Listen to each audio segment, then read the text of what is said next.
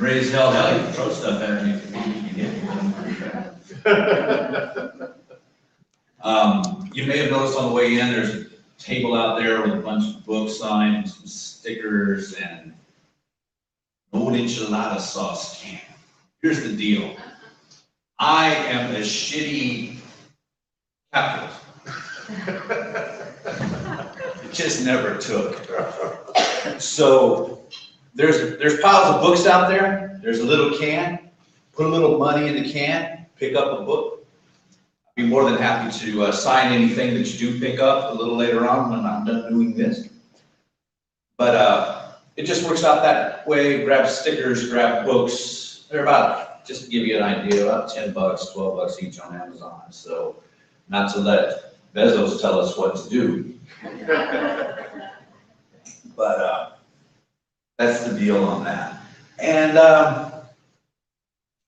I was asked to kind of bring an awareness or tell a little bit of a story to you about how I found poetry, what it's done for me. I started right, first of all, I'm 100% disabled combat veteran in the United States Air Force. I served in Operation Restore Hope in Somalia, which on my end of things involved a lot of airlift, a lot of humanitarian and delivery. We're actually working for the UN during that. And I started writing poetry after I got hurt, after I got out of the Air Force. I was kind of, I was fucked up. There was a couple of failed marriages, a couple of terms in prison, homelessness, the whole ticket. I got it all. But poetry really helped bring me back from the edge many times, and that's where we're going to start. And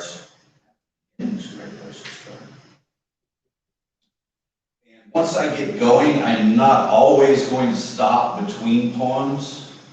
I'm a big believer in actually reading from the book, the power of the printed word. You put it on the page and you have no control over where it goes or how long it lasts, and I like that. The first few pieces I'm going to read is out of a 2015 or 2016 collection published by Slough Press called Sacred Ones. Family housing. I was born near the end of the runways on a Cold War California desert Air Force base. Phantom jets and F-105s thundered overhead as I slept. Baby, secure in my bed. Clean, small communities with familiar paces. Retreat played every afternoon. Stood up. We'd ride our BX bikes everywhere, pretending they were sleek fighter planes in family housing. New schools every 2 or 3 years. That clean, small town was movable, interchangeable. Brat was an enduring term. We wore it with pride, like uniforms, like decoration. Today, still, sometimes, life seems to make more sense. The other side of the 100% ID check, deadly force authorized signs, where we all drive slow, 4-door cars.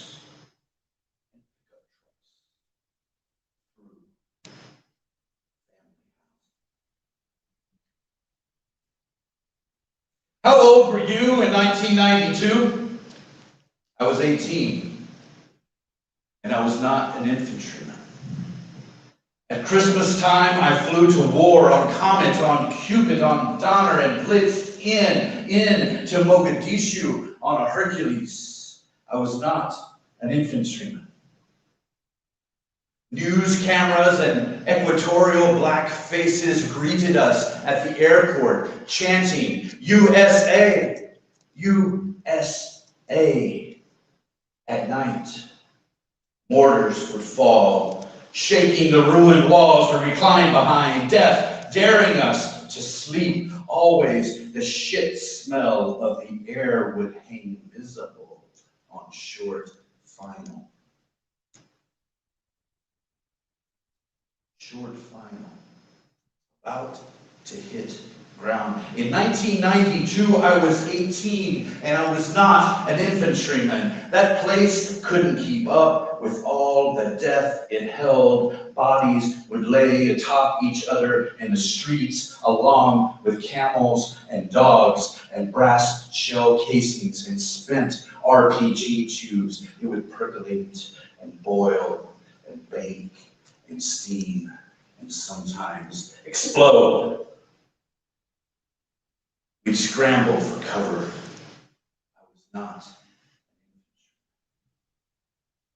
I was not an infantryman. Any killing that I did came later in a bottle, in a letter, in a whorehouse, in 1,000 ways, thousands of miles away, after friend and foe, lover and stranger, right and wrong, and Jesus Christ. It didn't matter anymore.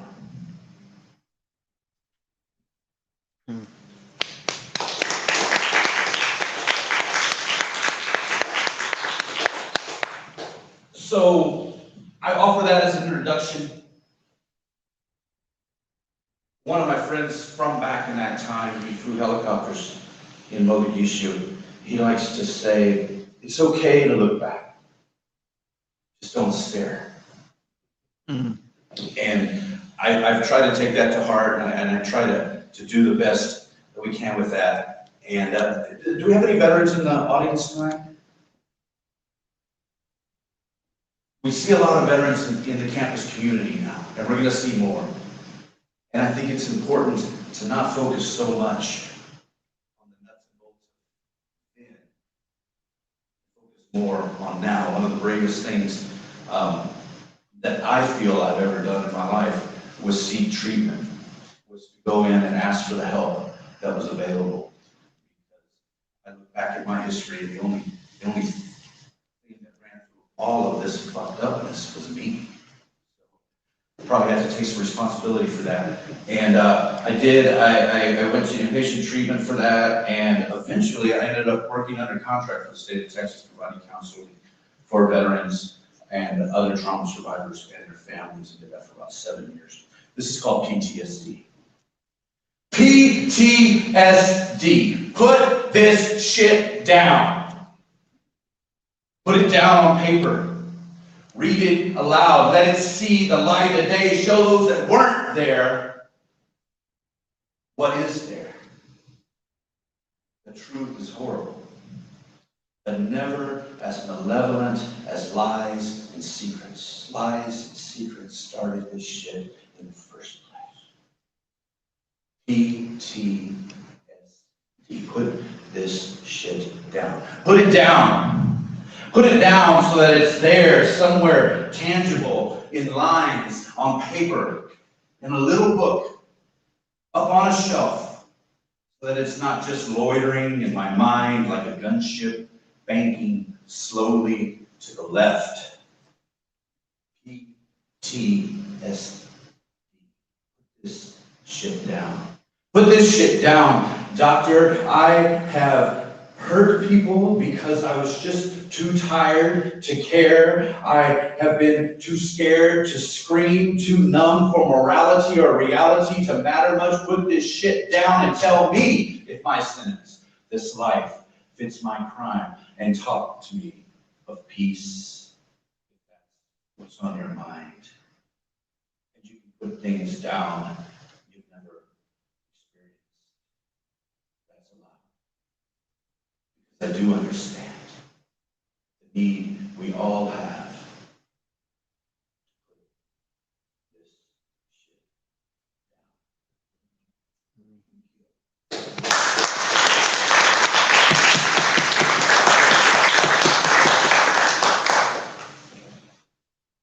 You're up late last night writing poetry, huh? Yeah, so was I. I was trying to work this set list together, and I just kept writing poems instead. Always set expectations low. This is a new piece. This is a 2021 piece. I spend a lot of time on the road during a normal year. And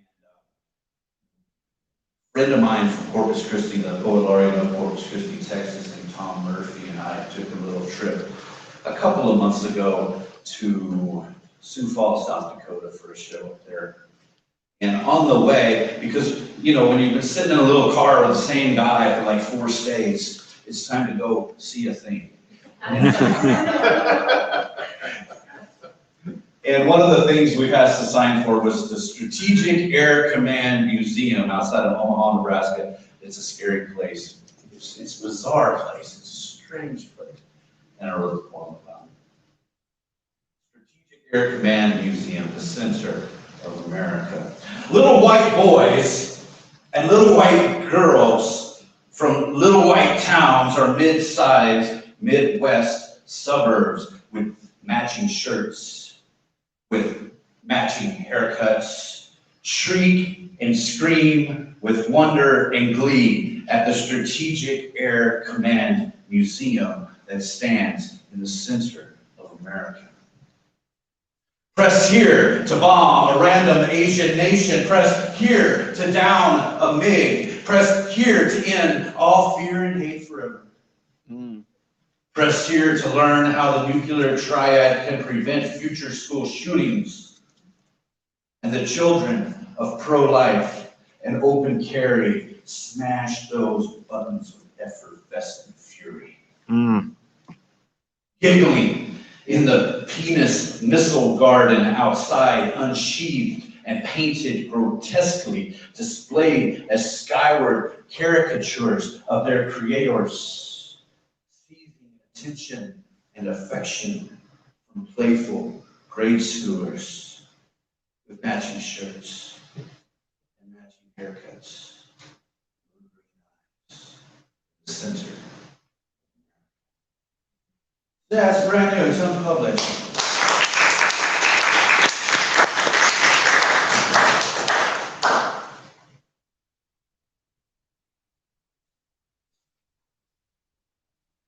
So I spent a great deal of, almost all of my 30s, wandering around Mexico and the United States and hitchhiking, camping in parks, and hanging out in shelters. I did a lot of writing there. And I think it was time I needed it, and I encourage anybody to get out there.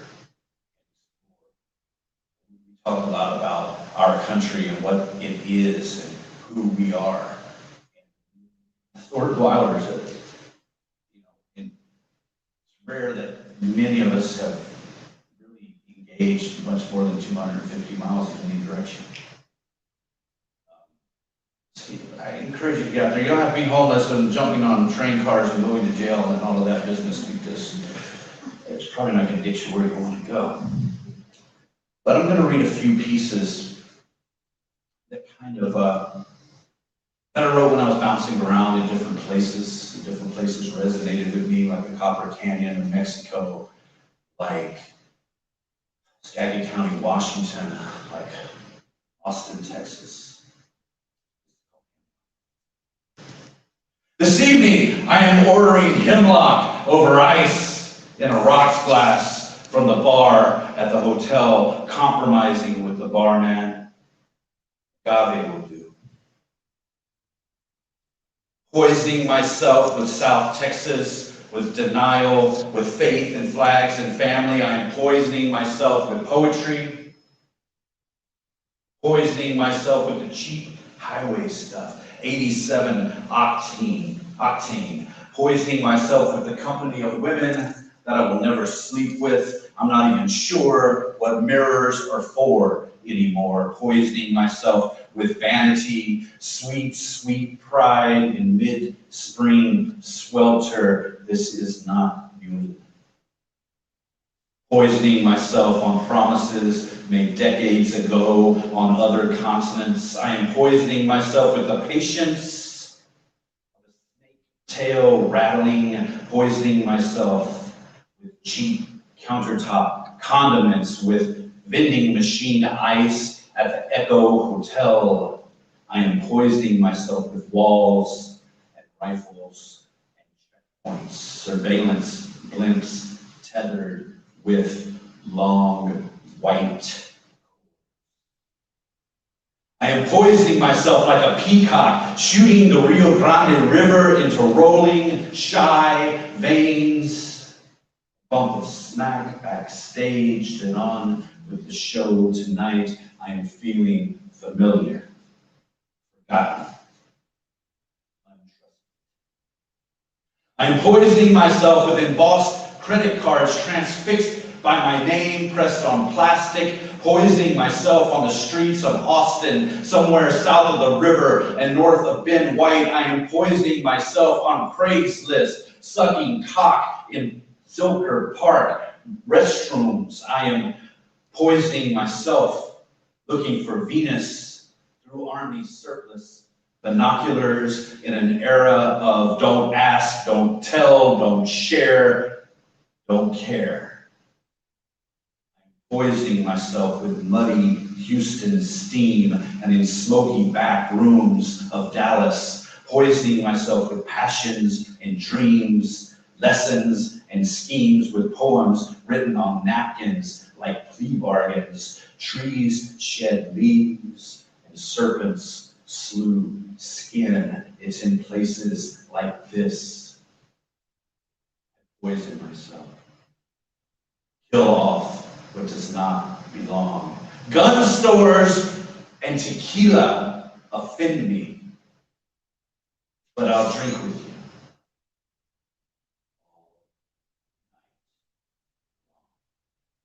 Thank you. That's one question.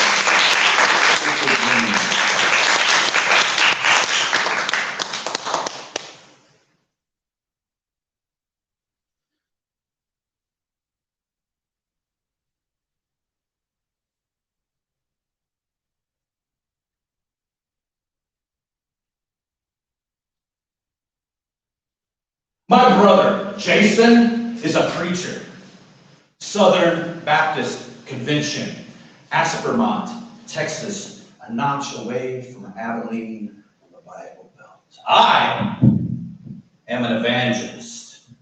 Neo, beatnik, post-freak out, tuned in, turned on, gone.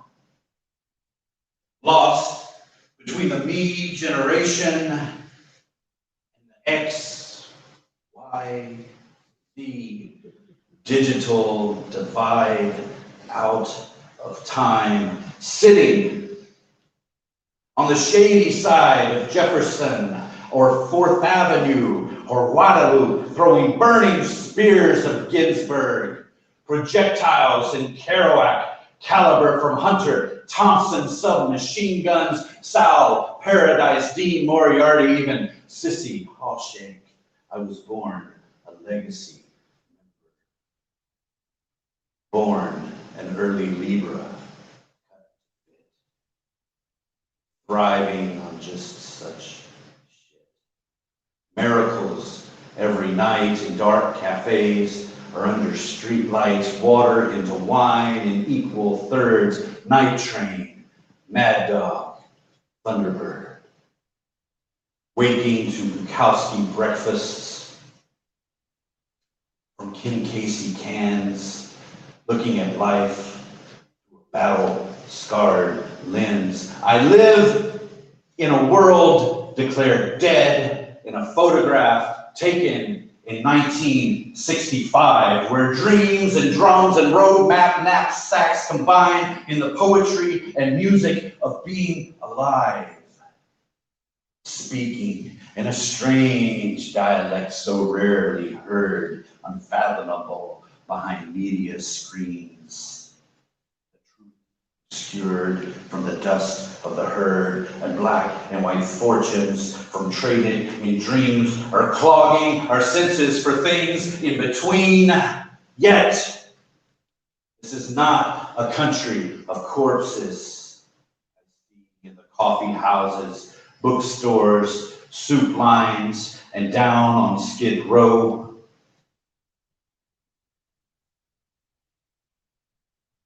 tangles and briars, arches and spires built from the ashes, constructed from scars. There are stars in the night, burning poetry, 400-octane American schemes casting shadows from soul onto soul, destroying the stalls where freedom is sold. And coast to coast, they're at it tonight.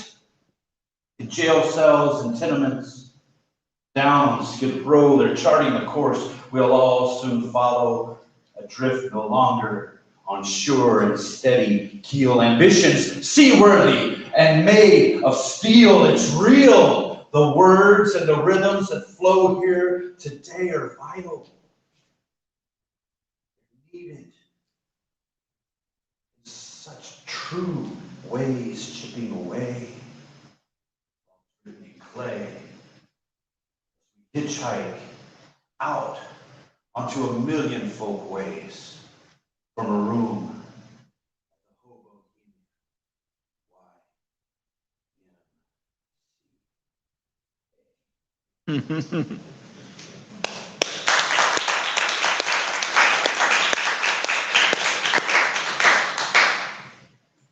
This is from a new book of mine, the new book of mine. It's called Male Poet.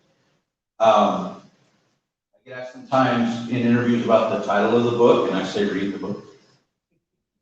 There's a really long poem in there called The Death of the Straight White Poet.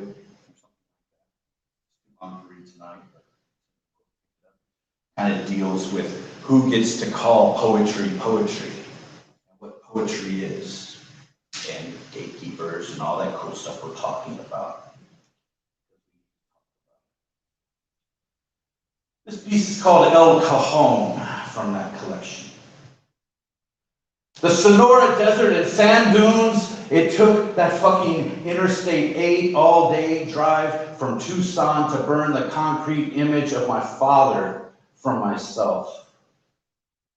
Mother dead, 6 months now for the better with all the redecorating. The man now has a backlit John Wayne cardboard life-size cutout standing in his living room.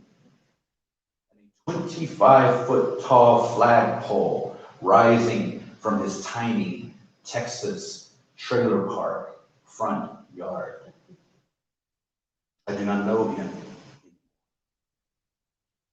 My father would have once had, I don't know, maybe Captain Kirk, maybe Marilyn Monroe. Did they make cardboard cutouts of Brian Wilson? He gave me science fiction as a boy, Star Wars, Bill Murray in Stripes taught me how to play chess. I followed him into the Air Force before I broke away to prison seeking my own son. He is still in Texas and I do not miss him tonight. I miss you though. John Prine sings it's gonna be a long Monday. And here I sit at an Econo Lodge in El Cajon, beside the 8th Interstate, and I'm smoking Blue Dream, lonesome in a way that Wi-Fi pornography cannot fix, not even the good amateur stuff.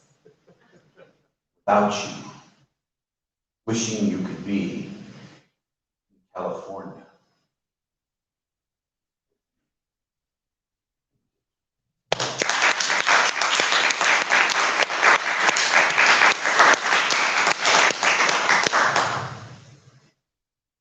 And we'll stay with this collection. Hotel bars and black town cars. Have you come here tonight to assist me in perpetuating the lie of the successful traveling poet? Hope whispers, even as experience screams. Hiding from ourselves, our evil, aimless selves in hotel bars and black town cars on the way to where we are going, dark glasses on the transit train, earbuds on the airplane, Pre-packaged podcast validation of our obvious, and we hold signs that shout, no walls.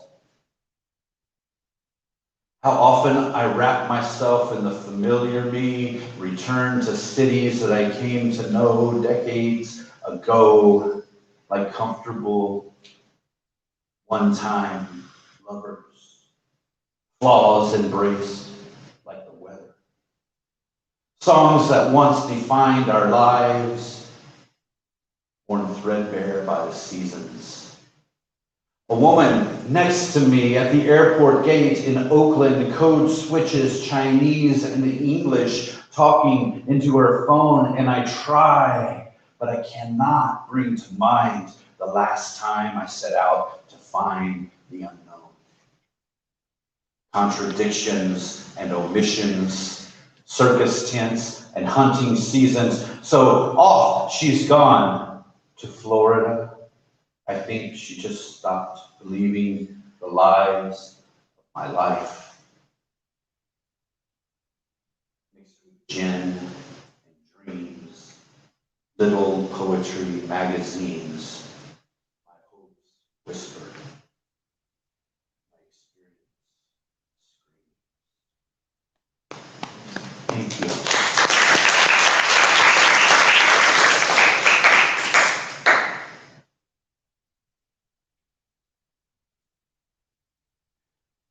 Poetry, you'll find, is a community. I think all creative work is.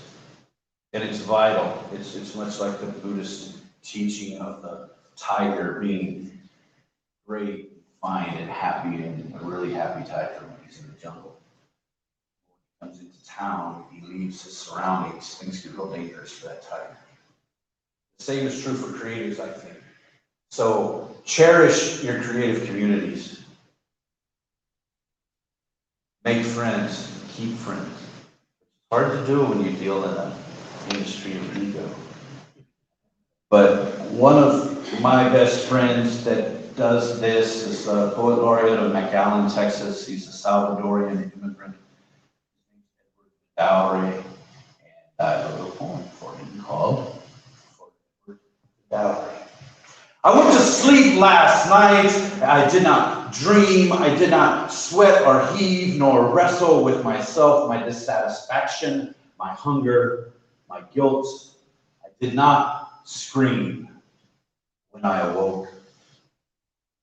Edward is reading Ferlinghetti in the valley. If there is hope, hope is there. For a decade after the good war, the right war, the big war, dreamers dreamed, writers wrote, and poetry was a physical force. I woke up and I took a photograph at a Memorial Day parade. I used one of those retro wash filters and posted it online. Where is our beat movement? Who are our subterranean Bodhisattva Mujahideen? What about our hitchhike highway reform school Benzedrine pistol packing poets? After 20 years of war, is all we're capable of ideation and celebration, always looking back to artists that demanded change in the world? Don't study the beats. Be beat. Now you know what? Fuck that. Just be. Don't talk to me about Cassidy. Don't read me Negro Streets at Dawn. Write me from dingy Tennessee jail cells. Share with me your weed, your pills, your mescaline. Can you even find a bottle of absinthe this time? Dream and wait and write and fuck and cry. Kill something major. Leave your truest love forsaken. Prove nothing. Live naked and on fire. Avoid classrooms. Spend decades drunk in border town dive bars, in railway cars, in wooded fields, alone. When did I forget how to dream? When did hunger turn to irony?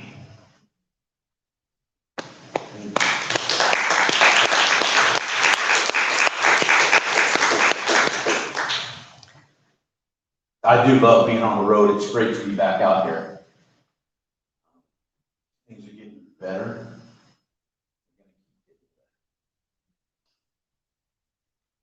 The energy of the road has always been a major inspiration of mine.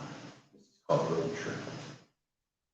A tattered copy of Sirens of Titan is chosen over bad motel TV at the start of a 5-state road trip. Coffee, sleeping pills, and truck stops. $4 gasoline seems too much to spend for poetry and words of witness shouted into the relevance of our nation. Our nation is still a large, large place, every bit as big as it seems when you step away from Diplo speak, war on drugs, red state, blue state scenes. Miles seem longer and horizons farther once you're out past Abilene. Soaring over landscapes at 30,000 feet like invading armies to drop from the air cannot compare to the time and investment involved in the task of driving there. Coastal plains turn into desert like the dryness that sometimes desiccates my soul, but climbing ever higher shifts things greener, not through rain nor storms, but elevation, altitude, attitude, angle of approach. Driving on with 4 wheels firmly planted in nothingness, crossing state lines in the dark as if they meant something, as if they mean anything at all. Roadside poets and alley cats, discordant music in pork pie hats, superstitious mountains, rippled nipples peeking from silky chemises, rock shops and cycle cops adding air to the left front tire in a Las Cruces parking lot, lower Pima County steampunk truck stops, free speech in Phoenix confined to an alley, history of longevity, and that one motherfucker of a cat from a Bukowski paperback, driving onward through Maricopa darkness like Kerouac with the back seat packed. Don't give up. Don't cry. Don't die. Don't scream. They'll get you then. The sun will come up if you lose or if you win. Take away the takeaway, burn minutes into miles like it's always been done. Caffeine, nicotine, grass, and desert sand. Sandstone arches, green sheen north of Moab. Keep going, keep moving. Ship rock, shipwreck, Colorado line. It just takes time, and time is all you have. The hours of your life, your only pain. So yeah, I take a lot of trips. Not all of them behind the wheel of a vehicle. And the next piece is from the Motor Hotels of Central Avenue. Still taking trips. I took another mine ride last night. Black room, dark, with mirrors where I stood, with suddenly Asian features. Younger, full-cheeked, and erstwhile I changed into a beautiful woman, and a grotesque man, and an aboriginal child.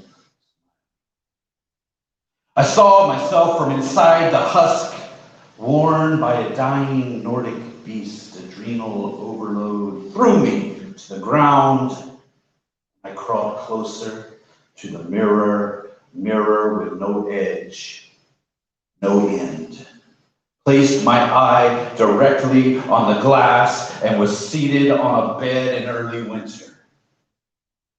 The full and solemn peace of high ordeal satisfied came to me. The drug high of the fear that raged before was gone. I knew that someone near was playing. I knew that somewhere near an erotic cabaret was playing. I heard Ella Fitzgerald reading the poetry of Katie Hirth. Kittens lapping milk could be sensed along with the barnyard calliope of commuter trains. Shrimp being served on the flight deck. You don't have to be here when you die, the voices said. Some of us haven't checked back in.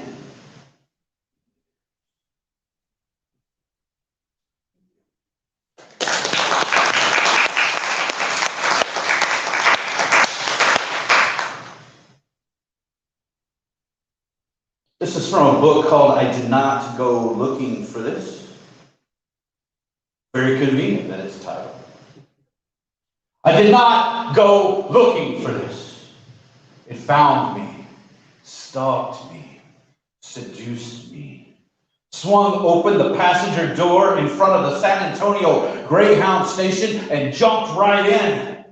It bled red onto my cluttered floorboard and it drank the last of my traveling wine. I did not go looking for this. When I weighed anchor in the mist on a godless Mogadishu night, the Mujahideen punk ass hid itself and played spades in the chain locker until the storm winds picked up.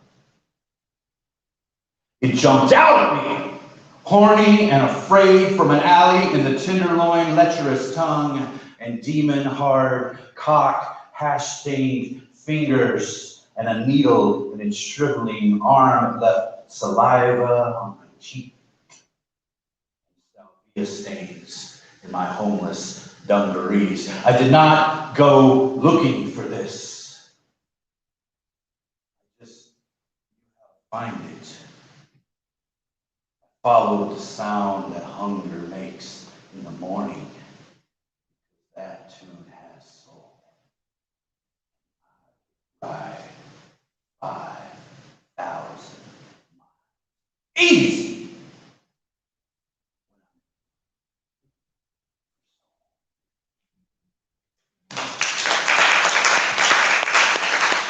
I'm making one hell of a mess on this lecture, y'all.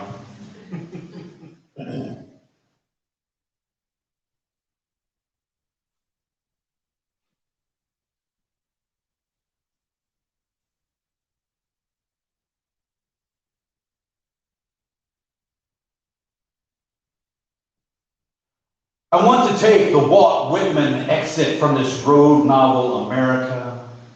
Show me to the dream that is promised by rural creeks, streams. I need to feel the sun hot beside the Gulf again. As I share it with my beloved. I want the divide between creation and engineering to tumble like towers, like ivory towers struck head on. Magnificent power, natural light, supernatural darkness, the reflection of Orion in a lunar eclipse. I want concrete and blacktop parallels of West Texas oil fields to be cultivated with milo and grazed by antelope, and the bridges torn down and the cables unstrung and the airports burned to ash on the ground and the ships to be scuttled, the traffic noise muffled, fields returned to insects, farm. I want to stand in one place and know this is it. Pure, intended, nature, incarnate. To wake up in the morning, to wake up in my senses. America, free again. No prisons, no fences. Wheeler Peak echoes in memories haunt Tucson sunsets and Golden Gate fog, poetry stripped, desolate bones, thin bones. no more compelled to rattle.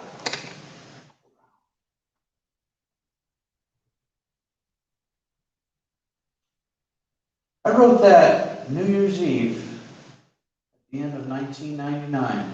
A little, believe it or not, I was living in a teepee out just across the border from Taos, New Mexico.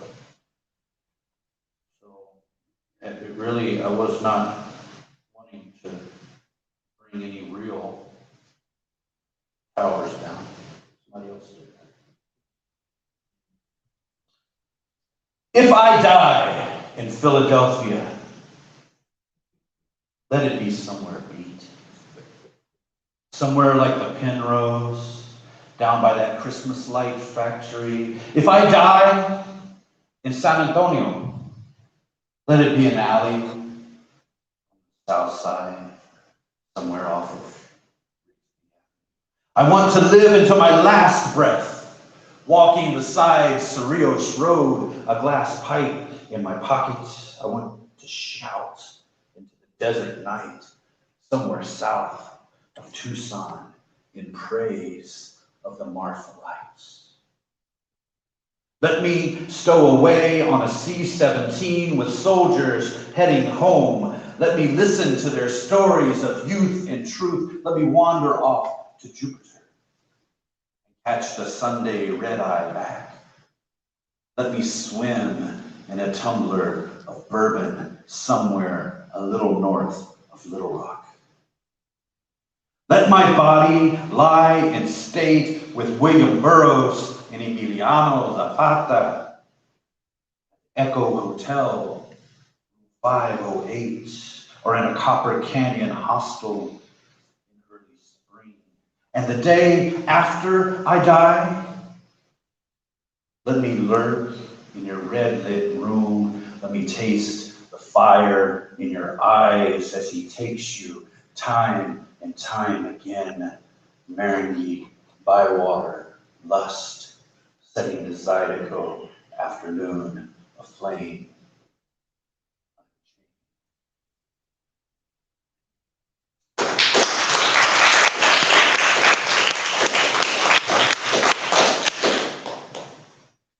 And as our time together comes to a close this evening, I want to shift gears a little bit. A few years ago, a couple years ago, 2019, I published a collection of short fiction and was fortunate enough that it was named a finalist in International Book Awards for LGBTQ fiction. This is one of the pieces that was in that, and we put it in the new poetry collection too, because there's an animal out there often talked about, rarely seen, called the prose poem. My mentor, Dr. Chuck Taylor, in that part of the country, was really a big champion of this form and of this method of expression. But buying cigarettes on Sunday on Central Avenue. It was Sunday, the day we all seek out or conspicuously avoid our idols, check in with whoever, whatever we think, we hope, we dream, we feel is keeping score. Mine that morning was nicotine. I'd smoked my last pack with my first cup of morning coffee, so there I was. It was close to noon on Central Avenue, top down, bulldog riding shotgun, past the casino and racetrack, past the weekend fairground flea market, car washes, pawn shops, and motor hotels, past the shopping carts filled with everything some folks can claim as their own. We were headed to that smoke shop, the one next to that storefront Christian street mission on the edge of Nob Hill. Cash transaction, 2 packs, $15 fucking. I've always been willing to pay for my vices, up front and out of pocket when required. Lighting up, parked on the curb of some side street, yes. Almost as good as the first time, almost as thrilling as Original Sin, naked in the garden, almost fucking perfect, and undeniably fleeting. My dog beside me looks to me with the eyes of a temple custodian. Back out on Central, we turn our backs to the brunches and hip vintage retail. We pass families out on foot carrying back simple treasures from the flea market, just like Leslie and I carried that vase and that iron candelabro that we found there right after we moved here, a neighborhood rich with new immigrants.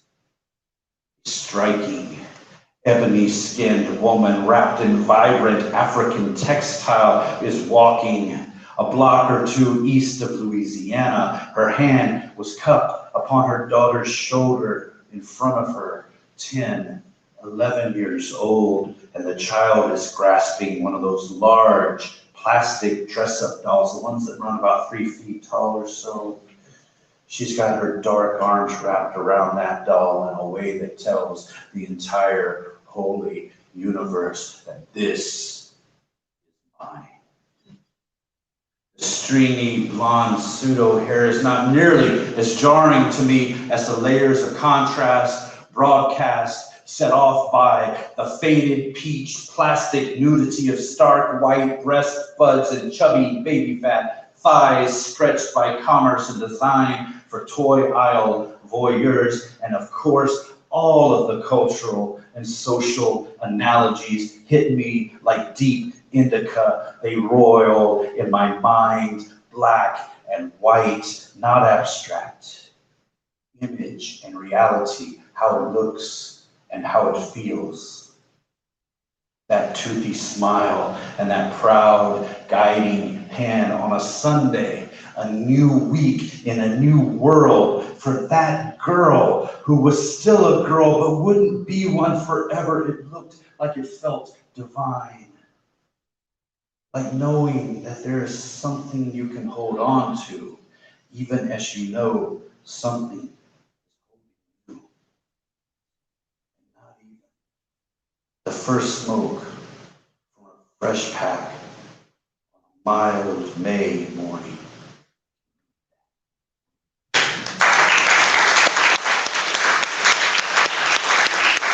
Thank you.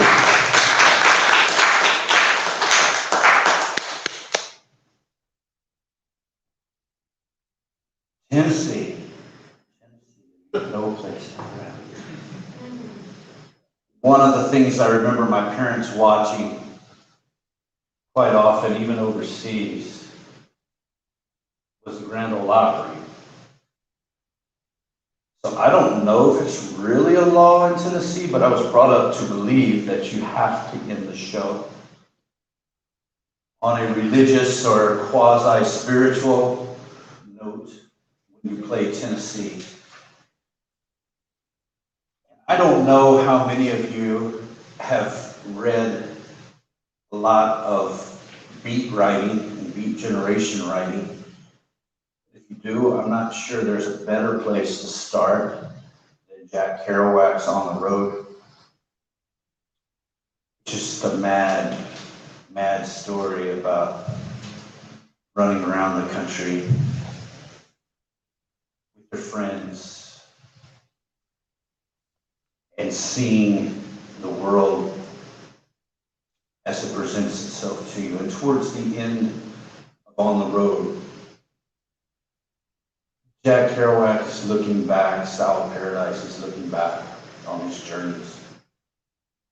He's remembering all the people dreaming and the immensity of it. In Iowa, I know by now the children must be crying in the land where they let children cry. And tonight, the stars will be out.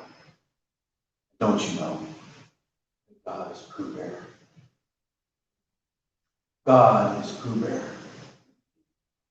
God is smoking cigarettes in the Calico alleyway beside Lucky Dog books. God is riding the 777 bus up Central Avenue.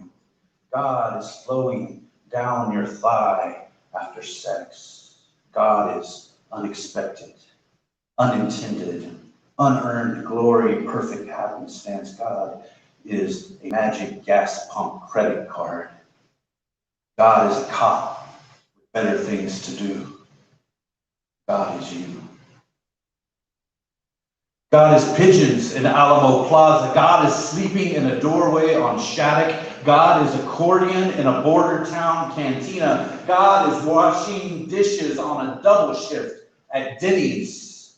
God is a light and a free toke of smoke. God is a night out without any debt. God is a copy of Leaves of Grass found on a park bench. God is cheering in Spanish from the right field bleachers at Wrigley. God is popping your back.